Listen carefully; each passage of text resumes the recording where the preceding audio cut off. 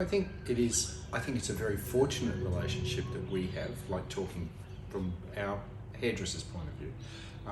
We're really lucky to have really a fairly intimate relationship because it's very physical. You know, people are letting you touch them, they're letting you help decide how they present themselves. So it is a very intimate, relationship in that respect. Look, I think fundamentally, as a hairdresser, you have to understand that you're there to do a specific job. So you're there to make somebody look good. We're very fortunate. It's a very positive environment, and we're not like a lawyer that has to do adversarial work. We're not fighting with people every day to get things done. We have a very positive job, so that you've got two people that want the same outcome. They want everybody to be happy. Digressing momentarily, when I have interviewed apprentices in the past, you get a certain type of person that will say to you, now they're young, but they'll say they were thinking of either going into childcare or hairdressing. As soon as they say that, I terminate the interview because it is not a caring profession. That is not our role. Our role is many things, but primarily you're there to make people look good. And you need to know them to be able to satisfy that. You need to know what their likes, dislikes, what they do, how much effort they want to put in to maintain their hair. There's lots of details within that, but that is what we do.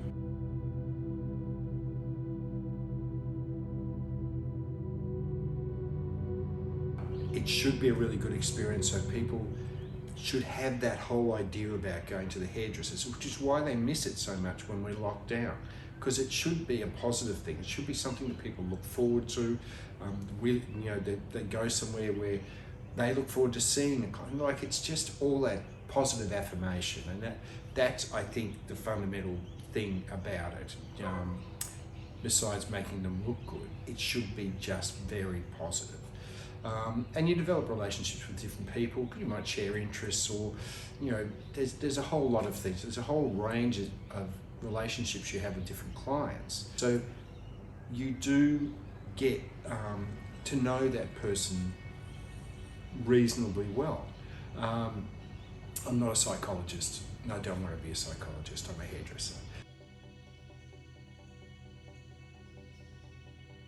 I think there is a difference in the relationships you have with your male clients as your female clients. Men speak to each other differently. It is a slightly different conversation. Men are more comfortable now showing that they're interested in the way they look. It's not a stigma. It's not effeminate anymore. Like, you can still be masculine and want to look, present yourself in a certain way. A barber would have a different relationship with their male clients than a hairdresser does. One, because it's a really masculine environment.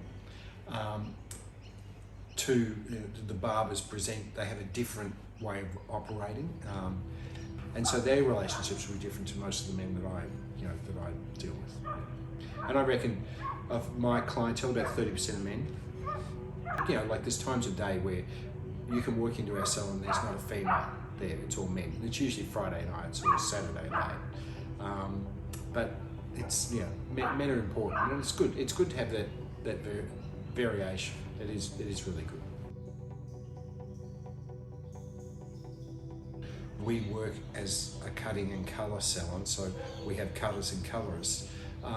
And my partner, we didn't work on the same clients before we started the business. So all of a sudden, and she's a colourist, so I've had a relationship with a client for years and years and years as a male with a female client, and then the client goes to my partner, who's a female, and has totally different conversations.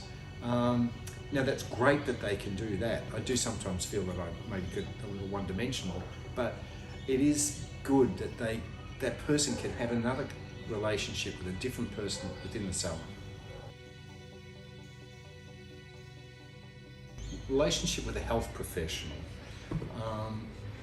There's possibly a little bit of an overlap because it is intimate. There's lots of touching. They're not coming to us necessarily because there's a problem. it's not because they're unwell or because there's something physically wrong with them. People come because they want to improve the way they look. Psychiatrists are more and more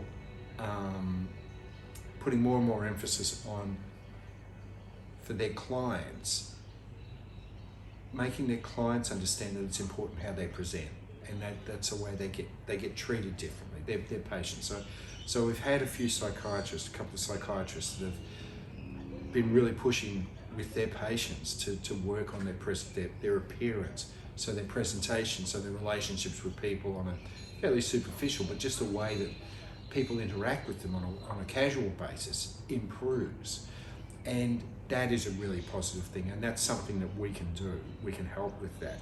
And you get response, you get results really quickly for that. People are shocked, actually, that people judge them on appearances so much. For people who are unwell, if we can help that, then that's important. That's not me being a practitioner as far as a psychologist or a psychiatrist. It's about me doing what I can do to help them feel better about themselves.